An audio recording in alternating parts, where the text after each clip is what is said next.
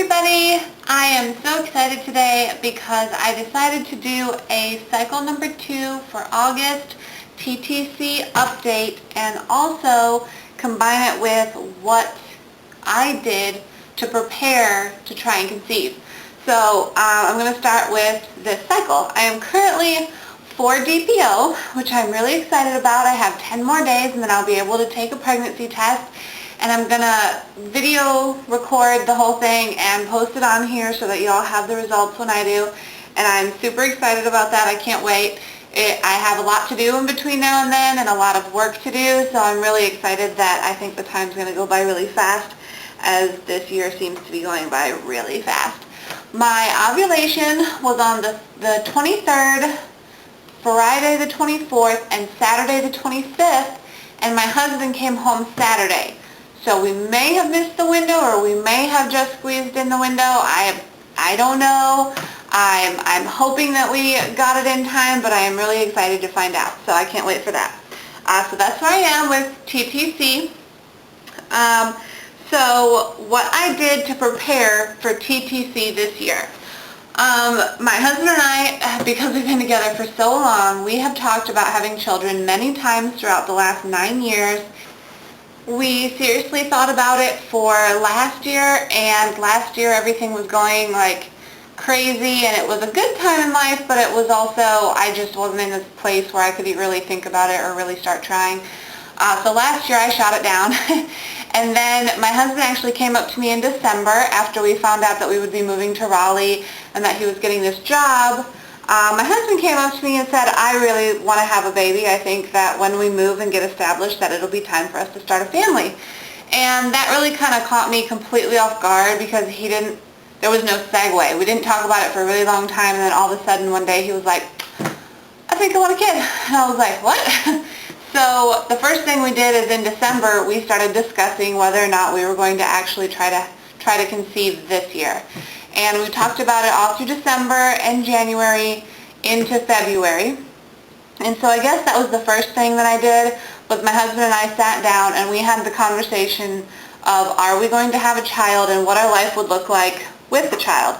So one of the things that we talked about was where we were emotionally and spiritually and mentally, and kind of were we ready for this kind of responsibility. And we were both on board with, yes, this is what we have wanted, this is what we feel prepared for. And then we felt that our relationship has been in a really good place for a long time, and so that aspect was one of the things that we discussed. And then of course we discussed the finances. We put together our budget and looked at it and put everything together for where we were financially and to kind of see how things would go financially with a child.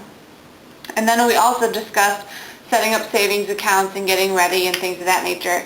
The biggest thing that I feel we discussed besides the finances were the dates that we would actually start trying. What cycle would I start on, and whether or not I was going to chart my ovulation or if we were just going to say to heck with it and just go with the wind sort of idea. I've always known that I did not want to be 3rd trimester pregnant in the summertime.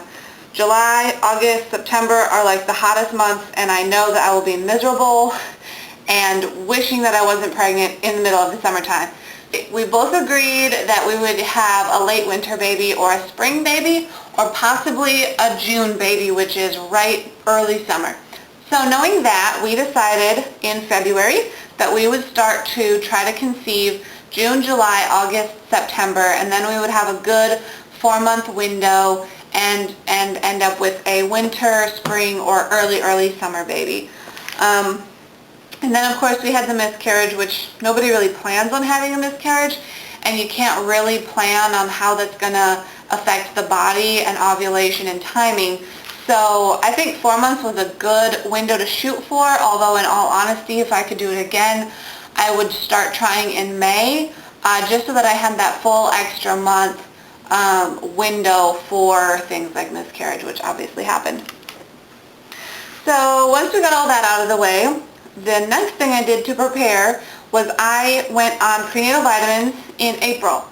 And I got these prenatal vitamins, and I picked these up at CVS right down the road, And I got them because if you look on here, they have 2 whole labels of things, and when I was comparing prenatals, this has a lot of extra stuff in it, like the copper and zinc and magnesium, the boron and the choline, something like that, choline. But it has a lot of the extra minerals that you don't usually find in a prenatal, and I really liked that. And once I got them and started taking them, it was the first week in April, and it wasn't even 2 weeks, and I was already constipated. And I have had major digestive issues with this prenatal because it does upset my stomach, and if I take it on an empty stomach, I will throw up, and that is not pleasant. And throwing up your prenatal is never a good thing. If you're throwing up your prenatal, you should probably find another one, seriously. But I've been comparing a few other ones, and as soon as I decide which ones I'm going to do, I will also get those and let you know. I'm not even going to finish this bottle. I got 2 bottles, and I'm only taking this one until I buy my next one. So I started taking those in April so that I had a good head start on the health aspect. As far as my diet, I have always been diet conscious in what I am eating and what I'm doing because that's important to me for my health and my spirituality and the work that I do. And I am a vegetarian, and I'm also gluten-free, and I have already discussed all of that with my physician, and there is absolutely nothing wrong with me not eating gluten and being a vegetarian. I will drink, I have not cut out dairy products even though they upset my stomach usually. Just because that has extra calcium in it, which I think my body's really going to need. So I was already doing that months before we even discussed whether or not we were going to have children. So the next thing that I did was I went and I got the ovulation prediction kits, and these are just the little strips, and they come with the little cup, and they're very easy to read, and I really like them. And I charted my ovulation for the month of May and the month of June. And my period was pretty regular anyway, so I didn't have too much trouble with that. And they were really super easy for me, and so I really liked them, and I had not tried the digital, although I know some people really like the digital compared to just the strips. I called around to find a family physician for my husband and myself. I then got a physical, and then I went and got a prenatal exam and pap smear. And I got those because I hadn't had a pap smear in a long time, and I wanted to make sure that my blood work and everything came up good, and that I didn't have any outstanding issues I was unaware of. And everything came back really good, and they gave us the green light to go ahead and start trying. So that's when we started trying. So that's everything that I did to prepare for trying to conceive. And one new thing that I'm going to add on that I wanted to do originally, and I literally was just too lazy to get around to it, was start drinking the raspberry leaf tea. And I'm going to either go with an organic raspberry leaf, or I will continue to buy, because I have bought it before, the actual herb that is just the dried raspberry leaves. And I used to drink this a couple of years ago, and I really liked it, and it actually has a good flavor. It's one of the few fruity teas that I like. And I'm going to start taking that this time around. So that's what I did for my preparation. And on top of all of that, I think the number one thing that I did the most on top of my diet was research. I have done so much research into hospitals and birthing centers and midwives and gynecologists and hospital procedure. And in my late teens and all through my early 20s, I really studied prenatal development and labor and delivery because my original plan was to be a midwife, because that's something that I've always been into. And with my gifts and abilities to be able to look into the human body and make that connection and see things, I just thought it was one of the greatest things that I could do was be a midwife. But I did so much research about biology and about development and read up on so many things that could go wrong or things that have gone wrong and the percentages. And I am a huge advocate of home births, and I'm a huge advocate of birth centers and midwives. And I see so many women today that just go in because they got pregnant by accident and they know nothing about what's happening to their body or about what's going on, and they completely rely on doctors to tell them what's going on and how it is.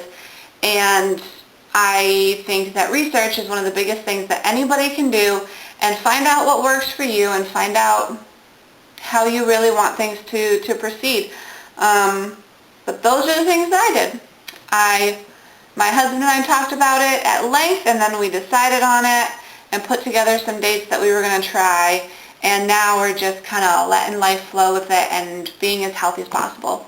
So that's my video for today. I hope you all have a fantastic day. If you have any questions or comments, please leave them below, and I will talk to y'all soon.